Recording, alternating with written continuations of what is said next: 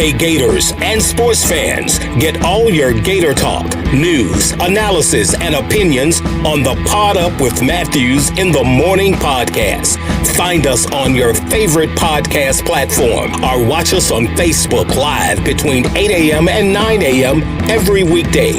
Pod Up, because we are Gator fans. So say it's great to be a Florida Gator. Good morning and welcome to a Wednesday edition of Pod Up with Matthews in the Morning from the Crime Prevention Security System Studios, large enough to serve you, small enough to care. Got a good show lined up today. Got a lot to talk about. Second portion of the show, we're going to be joined by the four-time national championship coach, Roland Thornqvist. Talk a little bit about his girls' tennis team and a little bit about his career. But first, we're going to kick off the show with Johnny Cornell, better known as JC, on his worldwide travel. Worldwide travel. Yeah, you know, I had to go out west. I had to go. Had to. Yeah, absolutely. And, you know, I've never gone to a casino to watch a Super Bowl, but I will tell you the experience is something you got to do once in your life if this is your kind of thing. If you really get into the Super Bowl, you get into all of the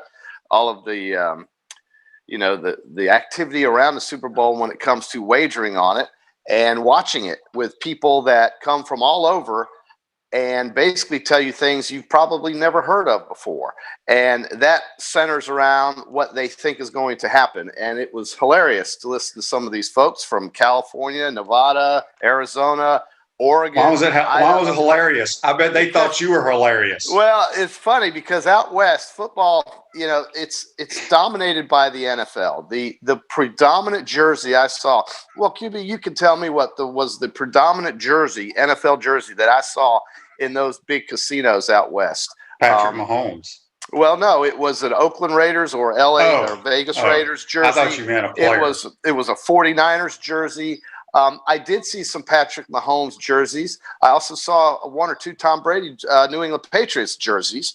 And, you know, just listening to people talk is something that really. What jersey did you have on is the question. I did not have a jersey on. But you didn't have your Todd Gurley Rams jersey on? No. I was repping the university from which I graduated and got a lot of roll tides and so forth. And told folks I lived in Florida. And a lot of folks in California, you know, they are just dying for something to happen out there so that they can get back to their life as they used to know it. And don't believe all the stories you hear about all these restaurants shut down and everybody literally roaming the streets out there. Because when I was in California and we went on the other side of Lake Tahoe, restaurants were open for business and things were going on. Now, of course, everybody's going through protocols and so forth. But in the casinos, it was a lot of fun because people were into the game, and the game was really, really exciting if you had the right side of it. And JC, let me ask you this real quick. We got a Facebook Live brought to you by Meldon Law, the only official law firm partner of the Florida Gators. Dan out in Texas says he heard the streaker won a big bet because he ran on the field. He won over $300,000. Well, I read that story. What, he bet on himself?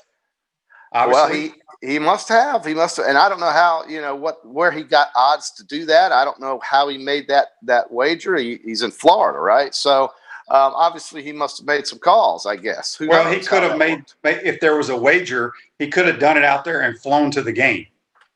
He could have. And I don't know, was that in the story? I didn't read it, but I just saw the highlight. No, I don't know. Headline. I just didn't know that you could bet on a guy being a streaker. That's the thing. That's part of what I was referring to when I was talking about all of the things that interest you when it comes to the Super Bowl, other than just the game necessarily. And so, yeah, there was a lot of that going on. We had the first loudest ovation in the place was after the coin flip. You know, it was heads. Most people picked tails, you know, things like this, and people are going crazy over a coin flip. I mean, it makes absolutely no sense. So I think here's my question about that. Why doesn't Vegas or whoever, why don't they have a coin flip bet on every football game? Yeah. Right. I don't know. I mean, I guess because they want to be able to swing the odds one way or the other, but you can't because it's truly a 50-50 proposition, isn't it? There's no way you can get an edge on that. SEC championship game, Florida, Alabama. Why not have a heads or tails bet? Yeah, no, I mean, yeah, I get it. But the thing is that maybe they do. Some do. But what I really enjoyed was watching that game and seeing how Tampa's defense and Todd Bowles really took over that game. And I was just amazed. Now, of course, I do think, and I think it's fair to say, that Tampa was the beneficiary of some pretty good officiating, let's say, on their behalf. I mean, they got all the calls, it seemed like, in the first half anyway. But when they went up 21-6 in the first half, that game was over. And everybody knew it. And it felt like, wow, this is really happening. This guy's going to win his 7th Super Bowl. And I'm gonna take issue with your statement that Mahomes is going to be in 10 Super Bowls. I don't think he is. But I'm not saying that. I think he will be. But I'm not saying that. He was the best player on the field. But I'm not saying that because, he was in 2 straight Super Bowls. I'm saying that because, that offensive line was not healthy in that game. But they're missing 3 starters, JC. Sure, but this is football, isn't it? And so in order to get to the Super Bowl, so much stuff has to go right for you. And here we had 2 weeks in between their last game and this game, and they had some injury issues. Now Fisher, he gets hurt, right? But in their championship game in the AFC. But the thing is that it just takes so much to get. They're going to talk about a 17th game now in the league. You've got free agency, you've got salary caps, you've got so many things that get in the way of being of having a perfect season. When Tampa Bay went to Washington and beat the Redskins and then backed that up by beating the Saints and then validated those 2 games by beating the Packers, you know how hard that is? And the only way it happens sometimes is because a team is basically destined to win. And I go back to the old Ravens teams with Trent Dilfer. I go back to the Giants teams with Jeff Hostetler and Phil Simms. I go back to some of those Green Bay team with Aaron Rodgers won it as a 6th seed. It is hard to win the Super Bowl, and I'm going to take the under on 10 Super Bowls for Patrick Mahomes. I'll take the over. Here's the reason why. He's the best player in the league, hands down, the best quarterback, most talented quarterback of all time. That doesn't mean anything, QB. That just means he's great. So is at one point. Here's my point, Jason. Here's my point. Somebody's always the best player. When Tom Brady, who is the greatest quarterback of all time right now, he makes everybody else better. Patrick Mahomes will do the same. He was the best player on the field. If you didn't see that, you don't know sports. What he did, nobody else could ever get any of those throws off. He made unbelievable throws. I'm telling you right now, you can't play in the National Football League in a high level without starters. That is a proven fact. You can't play on the offensive line with 3 backups. That's what their problem was. Give all the credit to Tampa Bay. Todd Bowles was the MVP.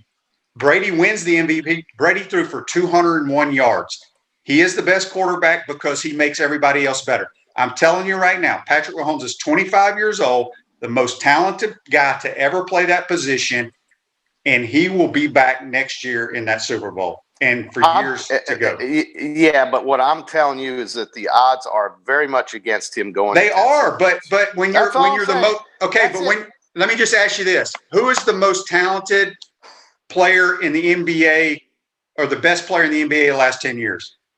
LeBron. Okay, he goes every year because he's the best player. My point is, Patrick Mahomes will take his team and lead his. Now, if he has to play with 3 backup offensive linemen for 16 games, he won't do it.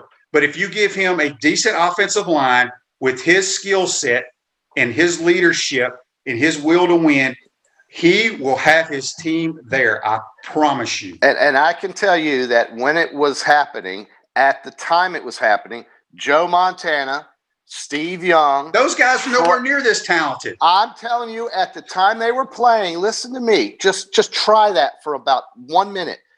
At the time they were playing, they were the best player on the field. At the time they were playing, yeah, they were. And Aaron Rodgers was too.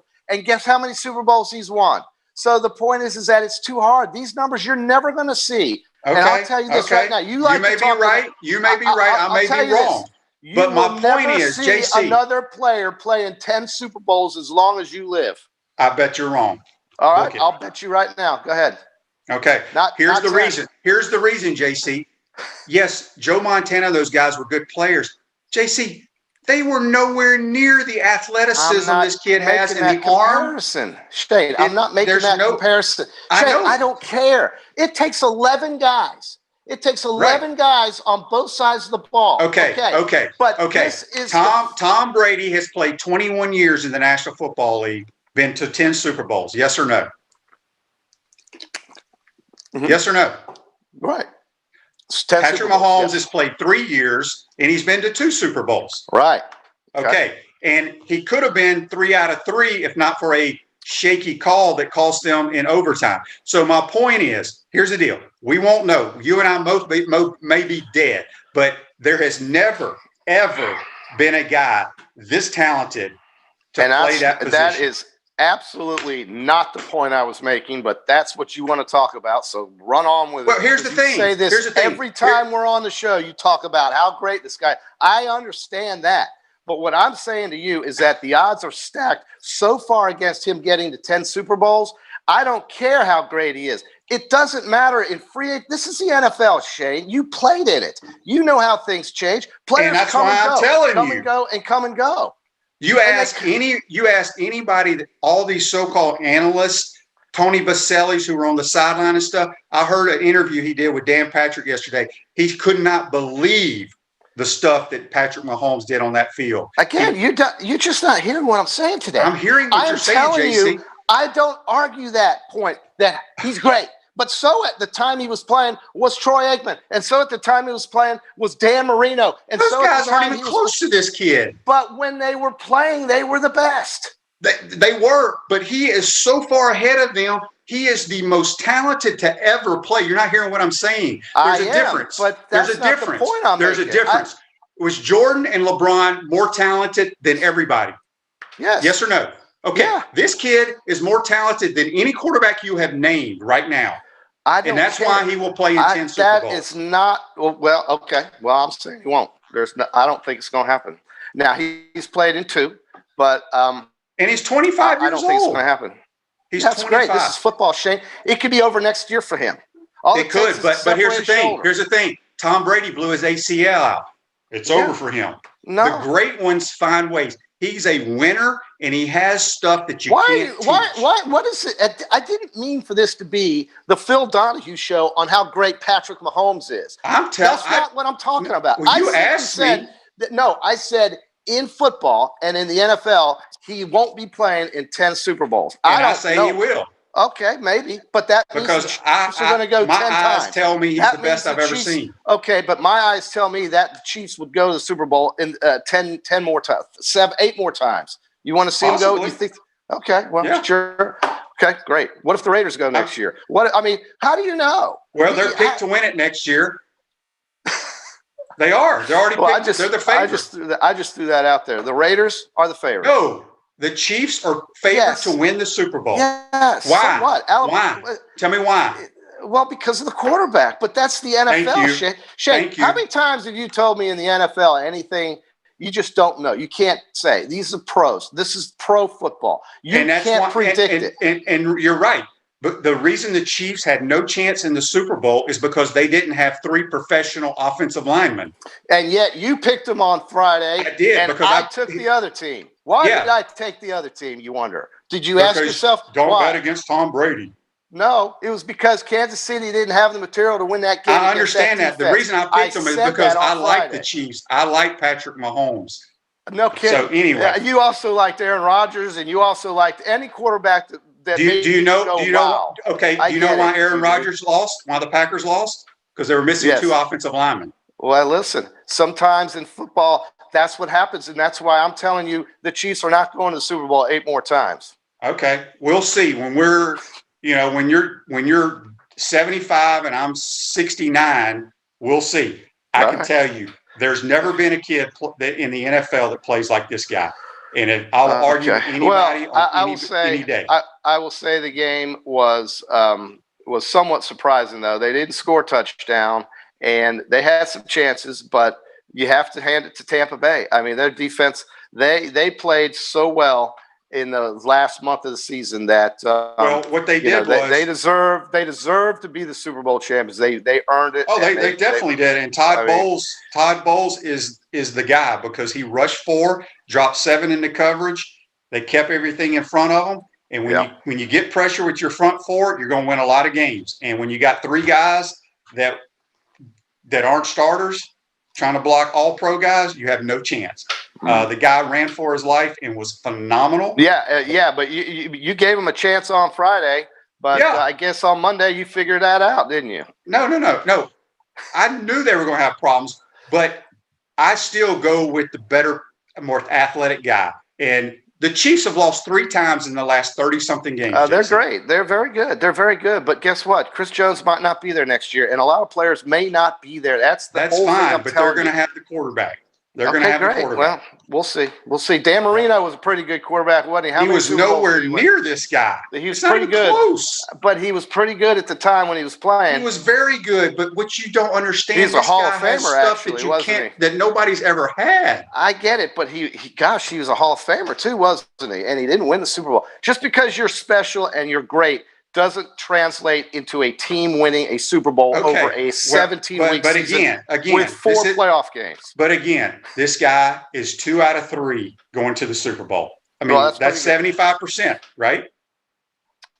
He's 2 out. He's what now? He's 1 out of 2. 3. He's gone 2 for 3. He's been in the league for 3 years as a starter and has been twice. And he's 1-1 in the Super Bowl. Well, I'm not worried about how many wins. We're talking about going. Yeah, well, he has to go 10 times to meet Tom Brady. He only has 8 more to go. And guess what? What if Tom Brady goes next year or the year after? He might. But what if Tom Brady loses his left tackle and his right tackle? He can't freaking move a lick. It's amazing what they did in New England with all those injuries they had. I guess you didn't follow the Patriots much, did you? They had a lot of problems with personnel when Tom Brady was in New England. They lost players all the time. In fact, you used to tell me, who the hell are some of these guys the Patriots have on their team? They were skill guys, though, JC. It's a different story. They were skill guys. You can make up for skill guys. Okay. Big guys, you can't. All right. Okay, so JC, I'm telling you, he will go to 10 Super Bowls. Book it. Okay. Special vehicle in your brand with a vehicle wrap from Wrap Spot. February is your lucky month at Wrap Spot. Mention promo code Shane and receive 13% off your vehicle wrap. So let me ask you this. If you're going to start your football team, would you take Tom Brady or Patrick Mahomes? That is a stupid-ass question. Thank you. Just a stupid-ass question. That's not that. Which means what exactly? Tell me what that means. I'm just telling you, he's the best player in the league. Okay, great. I think you've beat that horse about as much as you can. Okay, I'm trying to make a point to you. Gene says here on Facebook Live, was Mike Vick an athletic QB? He had a nice career and he went off the rail. Gene, Mike Vick and Patrick Mahomes aren't even close. I don't know what people don't see. Michael Vick could beat him in the 40-yard dash. Who cares? He don't play tailback. Well, all Gene's saying is he's an athlete, just like you. I mean, it's athletic. Great. Okay. Takes a lot to get to the Super Bowl, QB. It takes a lot to win. He's been 2 out of 3 years. I mean, what the hell do y'all people don't understand? We don't understand the guy is the best quarterback in football. We don't understand that. I mean, you've only just drilled it into our heads. Thank you. Well, at least you're listening. At least you're listening. That doesn't translate to winning the Super Bowl, Shane, and you know that. Okay, let me ask you this. Okay, we're going to sit here and say that Patrick Mahomes, the reason the Chiefs didn't win is because he didn't outplay Tom Brady. Tom Brady threw for 201 yards. You just put those words. You just threw that out there. None of us said that. Nobody said that, QB. Not one person said that.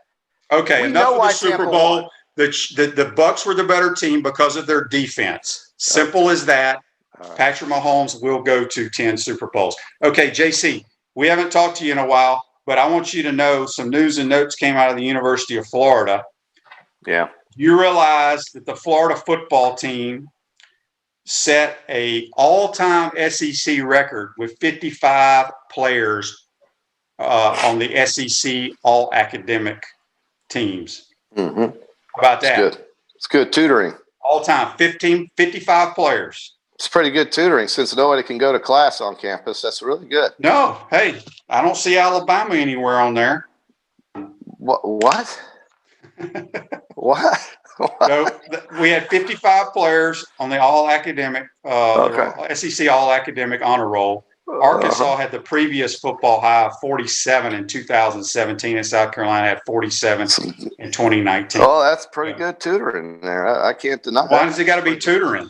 Well, I don't know. These kids don't get to go to class most of the time. That doesn't mean they have to have tutoring. Well, they get help. It just means we got smart football players. Maybe we're too smart. Maybe we need better football players. You know, maybe you should just throw Florida in the Ivy League, QB. I mean, why? Well, we are. We are the Ivy League of the Ivy League. Why are we bothering? Why are we messing around in the SEC? You should be playing Harvard and Yale. So smart. I will tell you this: as you know, how hard it is to get in the University of Florida.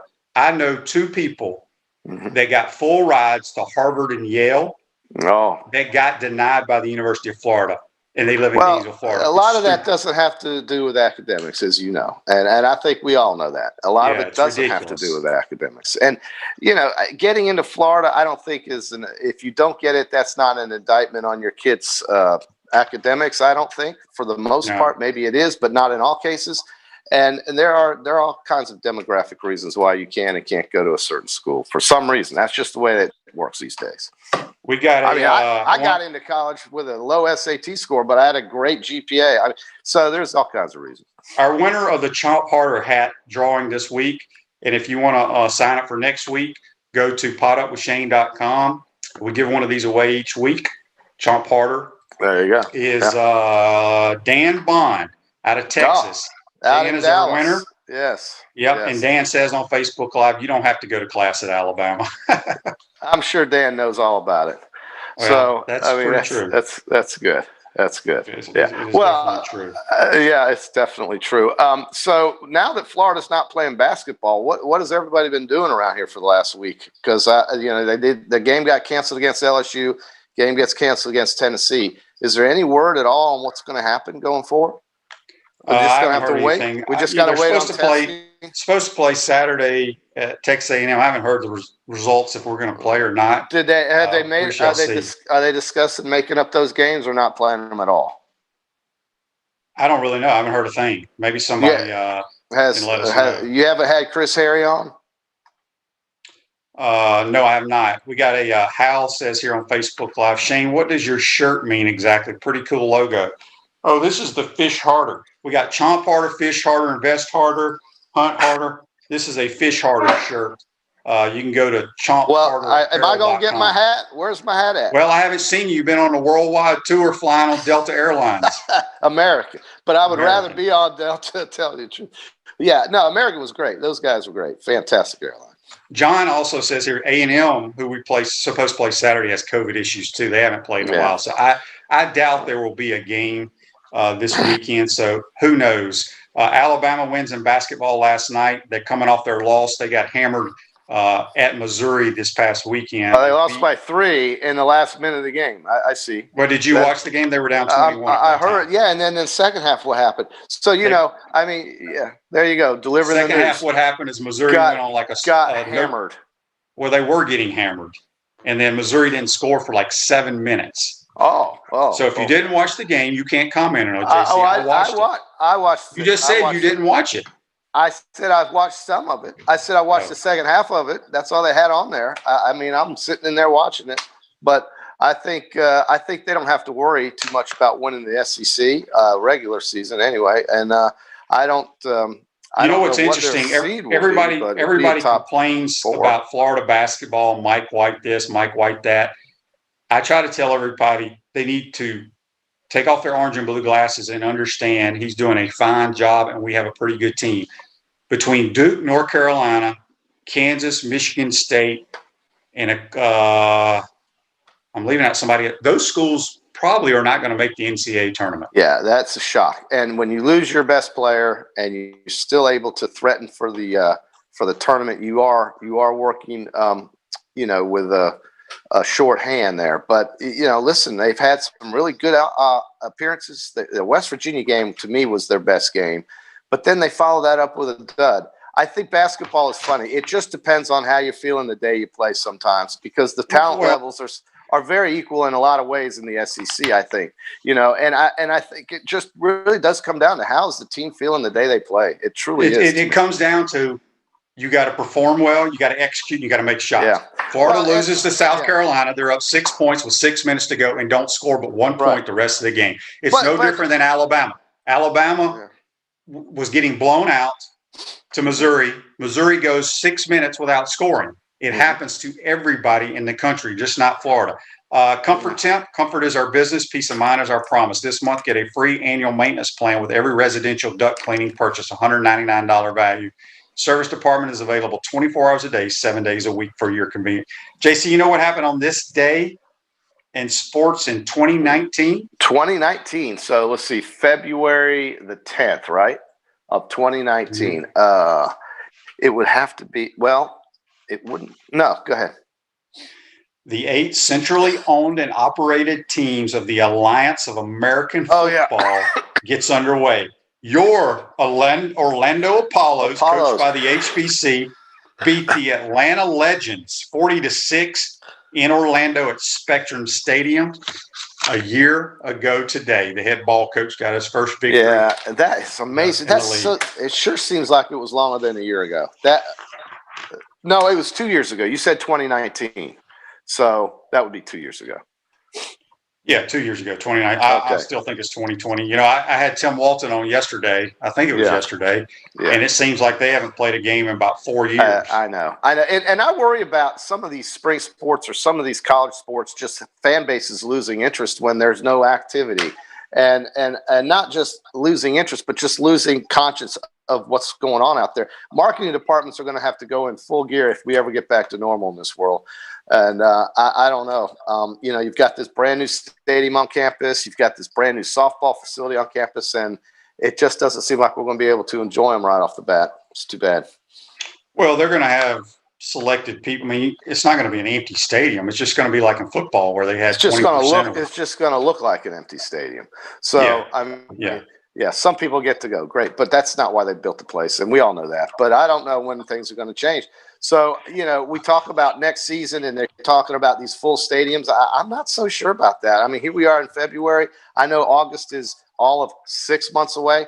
I'm not altogether sure we're going to see that. I don't know. I hope we do, because I don't know how much these budgets can take it without people showing up. I personally don't think we're going to have full state. I don't think we're going to be back to normal next football season. I don't. Yeah. I'm doubting it too, very much so. I want to give a shout out to former Gator Grant Holloway. He set an American record in the 60-meter high hurdles in the indoor track. We'll be seeing him in the Olympics whenever that takes place. JC, did you know? Yeah.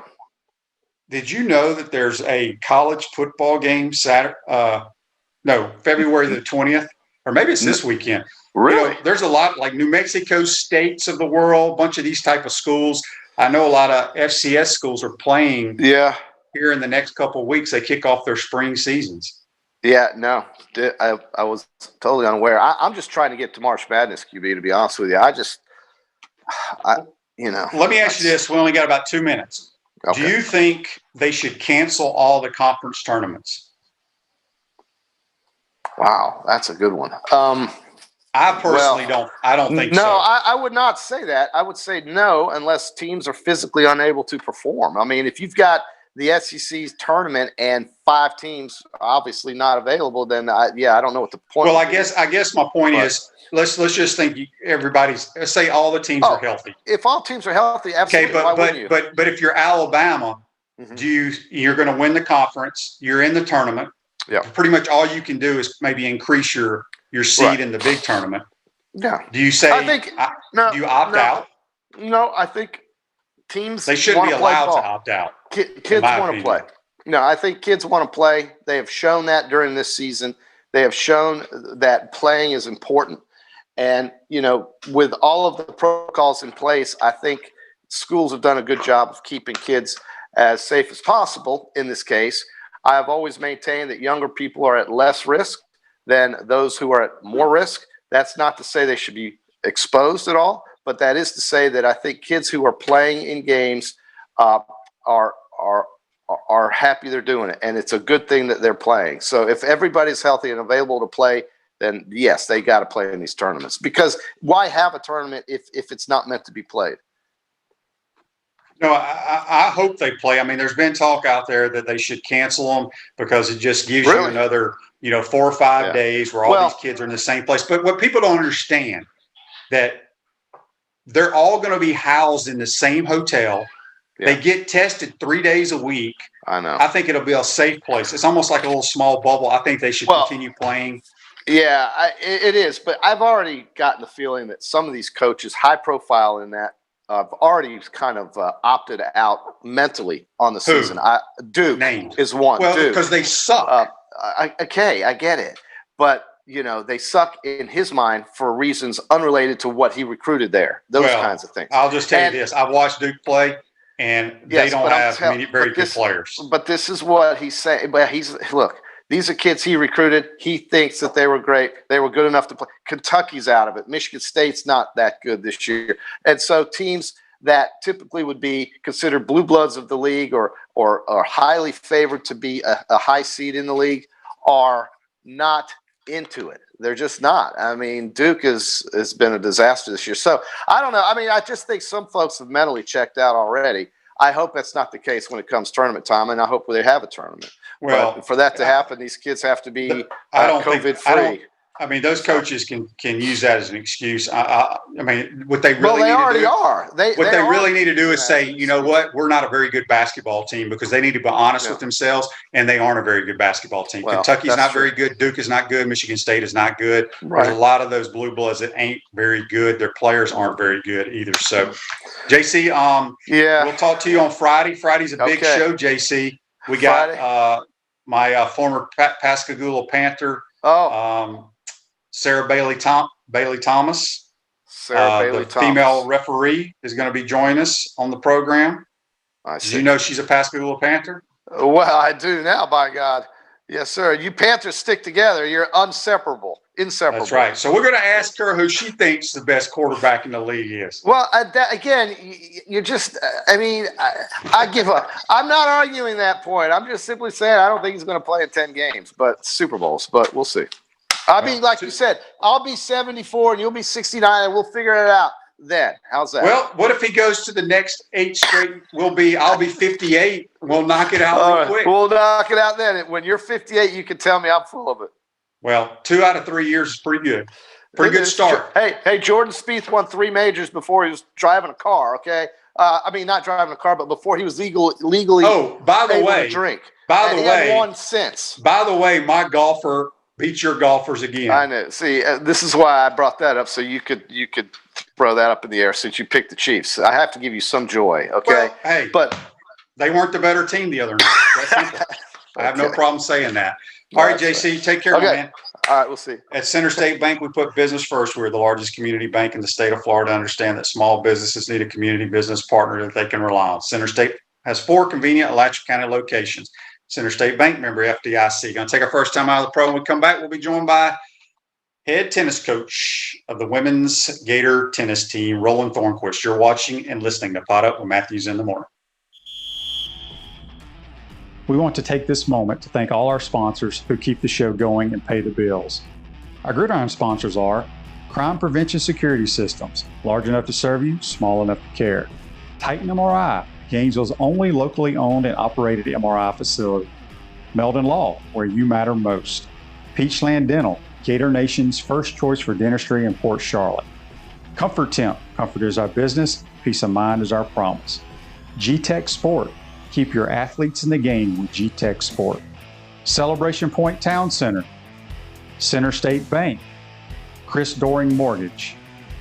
Some of our touchdown sponsors are Big Mills Cheesesteaks, MB Listing, Cornerstone Financial, McDonald's of Gainesville, My IT Masters, Gainesville Neon and Signs, 84 Lumber, Tropical Smoothie Cafe, Chick-fil-A on Archer Road, Aver and Smith, Dowling Signs, Chomp Harder Apparel, Silver Q, State Farm Insurance Agent Ruse Ogra. If you are interested in promoting your business on the show, visit potupwithshane.com and click the advertise button. Again, thank you to all our great sponsors that support the show. If you like what we are doing here, make sure you follow us and support the businesses that support us. Welcome back to this Wednesday edition of Pot Up with Matthews in the Morning from the Crime Prevention Security System Studios.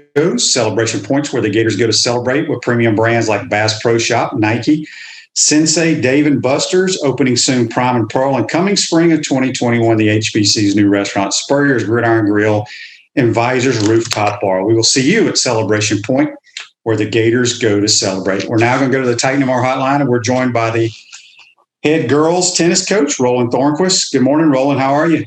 I'm doing great. Thanks for having me. Absolutely. Well, we don't talk tennis on the show often, but I want you to educate a lot of Gator fans that watch my show. First off, let's go back to, I like to start when you were a youngster. You grew up in Sweden, tennis player. You went to the University of North Carolina. You were a Tar Heel. I want to know first why you chose North Carolina. Well, to be honest with you, I played at Elon my freshman year because there was a guy there, a senior on that team, whose brother I was practicing with in Stockholm. And so I got a call one day from Richard, and he's like, "Hey, why don't you come over?" And I said, "Sure." I didn't know anything about anything. And I basically took the SAT, didn't even know the result, flew over, and loved it. Just, from the very first minute I landed in the United States, I just loved it. Fell in love with college life, college athletics. Had a great freshman year and then transferred to Carolina. I played 3 years at Carolina. I just loved every minute of it. So let us know, once you graduated from Carolina, did you try to play professionally? Did you get some years in doing that? I did. I played 1 year, but I had met my wife in college, and we were engaged. So I played for 1 year after. And my wife was in grad school. She couldn't really travel with me. So after a year of playing on the tour, the first 6 months were very successful. I started sort of thinking about maybe not continuing to play. And once those thoughts sort of into your head, it's time to do something else. And I had another semester left to finish my degree. So I went back and did that and helped out as a coach. I became the assistant coach at North Carolina while I was finished my degree, and really, really enjoyed coaching, and then just stuck with it sort of by accident. Yeah, you got a head coaching job, then you got rehired back at North Carolina to be the head coach, and then you get a call from Jeremy Foley to come to maybe come interview for the University of Florida. I got to ask, because a lot of people, when they get into coaching, they want to coach their alma mater. I mean, that's right. Where you played, blood, sweat, and tears. You had that opportunity, but you left to come to Florida. How difficult was that to make that decision? Well, actually, it wasn't hard at all because what Jeremy offered down here. But, quite candidly, Florida tennis had always been at the very top. It was Florida, Stanford. And I was hoping to get North Carolina to the same level, but we just didn't have the resources up there that Jeremy offered down here. And I really wanted to play for national championships and be able to recruit the best players in the country. And at the time, it seemed much more difficult to do up there. And I think when I came down and interviewed here, it was a great experience. I met a lot of great people. Chip Howard picked me up and took me around, and just awesome people here. I think I really connected with them, and I got the feeling and the sense that Jeremy really wanted me down here, and he made it clear in his offer. And it took 3 seconds, and here we go. I'm trying to remember. Andy Brandy was the coach when I was here. Did you take over for him because I was playing ball at that time? So you took over for Andy Brandy, who won a ton of games, a ton of matches, and had a great career. You've won 4 national titles in your career so far at Florida. Which of those 4 was your favorite team? I'm sure they were all special, but was there one that was better than the other? I don't know if I want to go there. I will tell you the first one, obviously, the 2003 one was here at home. And that was obviously tough to beat. We had 1,200 people, in the stands, and people hanging from the palm trees to take a peek, and that was really cool. Plus, I was young, and I felt like that sort of legitimized my hire here, because following Andy Brandy was a, formidable task. Clearly, the guy is a legend. And so winning that sort of made the ground underneath me a little firmer. So that clearly was pretty cool. But then, the back-to-back 11-12s, that team was just really special. They were the ultimate professionals, and they were really cool to be around. Talk about it. It seems like when you look at rosters of tennis programs around the country, a lot of people from overseas are on those rosters. Talk a little bit about it. In your roster right now, you have a bunch of girls from overseas as well. Is that pretty much y'all's recruiting base? And why is it there's not so many great American players that want to play college tennis? So, two-part question. The first part I'll answer like this. We always look at the state of Florida first, Southeast, East Coast, and then nationally.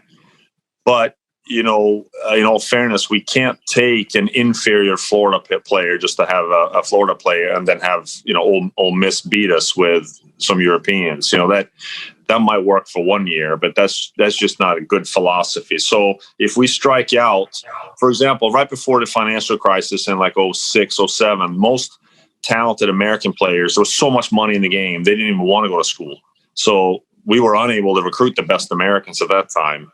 So we had to sort of step back then and take a kid from Holland, and we got a good Russian. And then after the financial crisis, there's no money in tennis. So all the better American juniors want to come to college. And so if you look at our 10, 11, 12, 13 roster, we had finals, win, semis. They were almost all Americans, or 6 out of 8 were Americans, because the better players from the United States wanted to stay in college.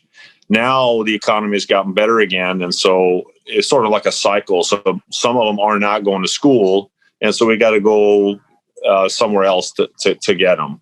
But it's a cycle. Like I do, since I'm European originally, I like having a couple of kids from somewhere else. It's just different culture, and it's like curiosity, right? It's great for everyone. Like you find out stuff about people from different places with different customs, and I think that's really cool to have in a locker room. So when you look at the recruiting aspect, in football, you got 85 scholarships. You're recruiting basically usually in the South. Every now and then we'll go nationally and get a guy. Well, you only have 7 or 8 girls on your team. Right. You have to be very selective. And I'm not even sure with tennis how many scholarships or partial scholarships you get. But when you have to recruit overseas and you go to Europe, how hard is that? How tiring is it, I guess? Because, you're not driving down to South Florida to go recruit some football players. You're flying all over the world. Is it difficult? Yeah, it can be. But it was probably more difficult 10, 15 years ago when we didn't have as much data on them, on the computer as we do now. Right. We track these kids and their results, from when they're 14, 15, you can follow them online and whatever. So we have a baseline idea of what kind of player they are, but clearly we have to lay eyes on them, right? And there's certain events that we go to, like the French Open, the European Championships, in Europe, right? And then some of the better ones come here to play the U.S. Open Championships, the juniors, and the Orange Bowl. So there are plenty of opportunities for us to see the best international players, even here on American soil. But I think it's important to meet them and lay eyes on them, right? Because if you miss on one kid, it's 12.5% of your team. You miss on 2 kids, that's a quarter of your team. That's just tough to rebound from. Right. And so some years you maybe get a kid who you thought was going to be awesome, but didn't pan out, and it's tough to overcome. We're speaking with Roland Thornqvist here on the Tight Number Hotline. You can follow him on Twitter at Roland T Florida. Coach, so tell us about your squad this year. It's COVID. I want to ask you first, with COVID, how difficult has it been on your squad? Even though you're outdoors, it's still got to be pretty difficult, right? Yeah, it is, obviously. But, we talk a lot about just being grateful to be able to play, to be honest with you. There are a lot of people hurt, and, people are not only dying, but out of work and have tough economic situations. And, we get to play tennis. We should be really grateful. So I think our players feel that. I think it's really important this year for us to feel like we owe our effort and, our fight to a lot of people who have a tough time right now, and I can feel like our locker room is really buying into that, which is kind of neat. Obviously, in the fall was difficult; we couldn't really play as much, and some of the kids didn't come from Europe, so we didn't get to train them in the fall, all for very good and proper reasons, So, and we're dealing with not only COVID, but perhaps an injury or two that's been tough to shrug. And so right now we have 6 players that are healthy to play and a couple of youngsters, and they're growing every week. But, once we start playing in the SEC, man, this league is brutal. Yeah, it really is. Why? And I've always wanted to ask somebody this, and it just popped in my head. Why are there and maybe there are, and I'm just dumb, but why don't y'all play on any clay courts?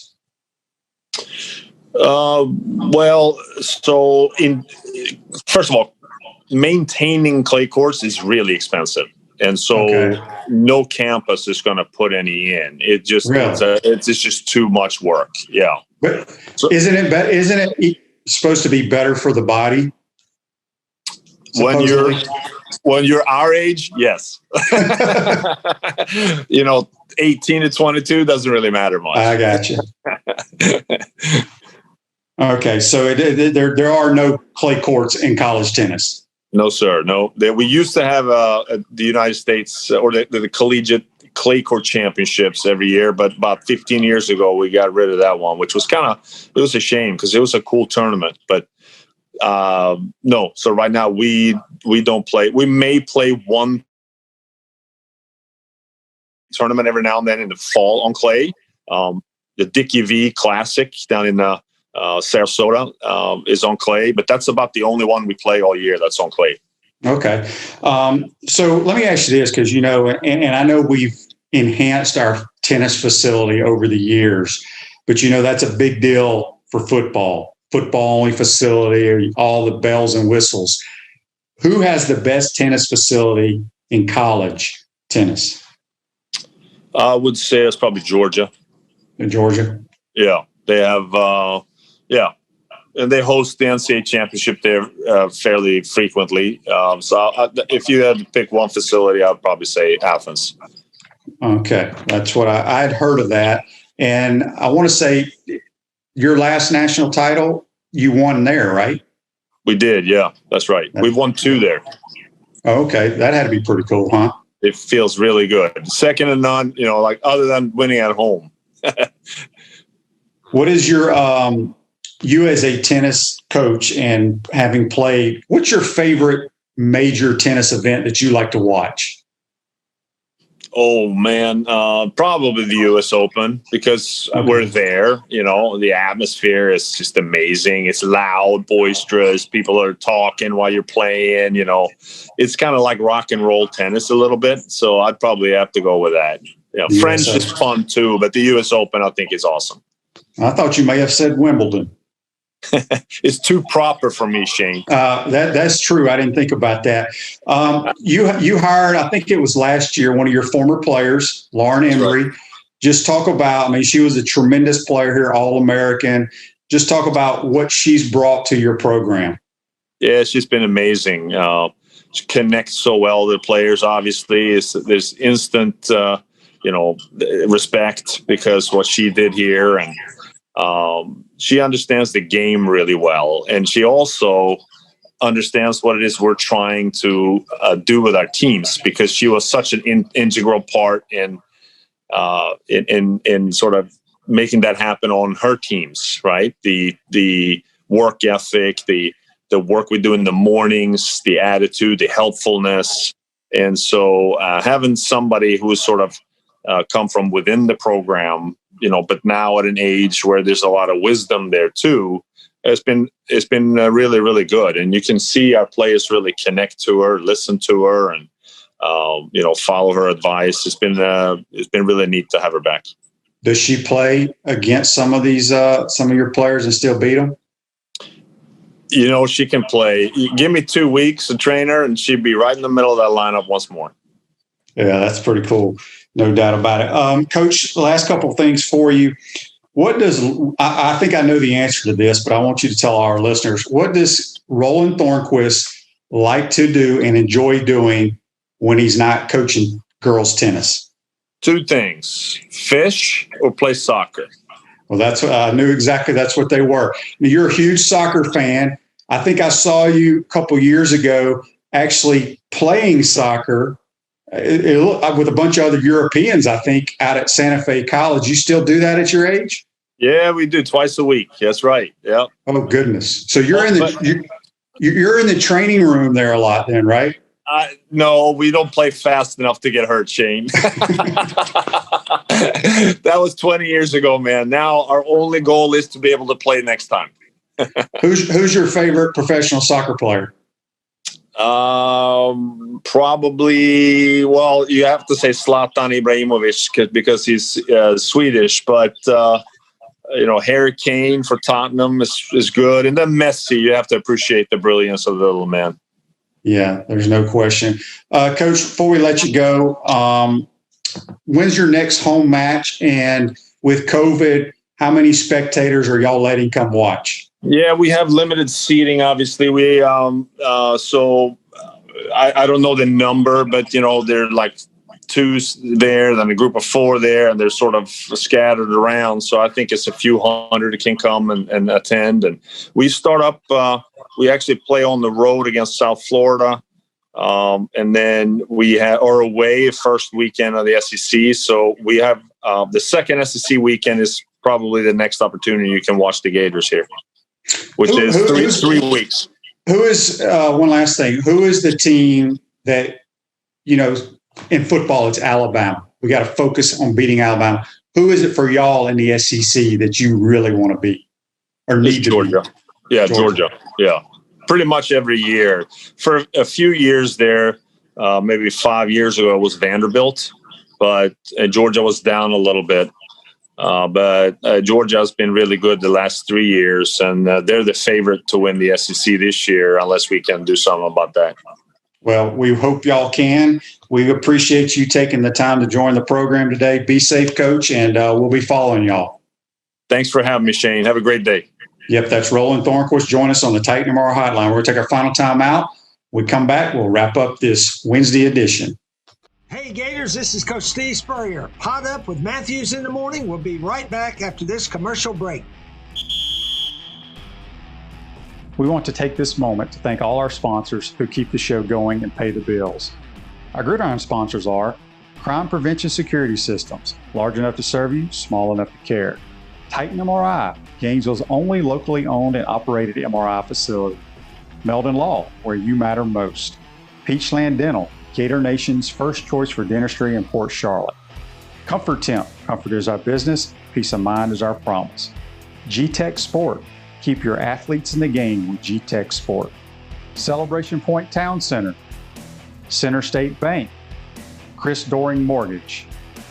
Some of our touchdown sponsors are Campus USA Credit Union, Adams Rib Company, Darlene Weeby Realtor Caldwell Banker MM Parish, Gator Dominoes, Celebrate Primary Care, Gator Bait Media, Davis Gainesville Chevrolet, Miapa Latin Cafe, Rap Spot, Okito America, Gators Dockside, Style Cuts, Ironwood Golf Course, TV Financial, Meadowbrook Golf Course, Dar Shakow Insurance.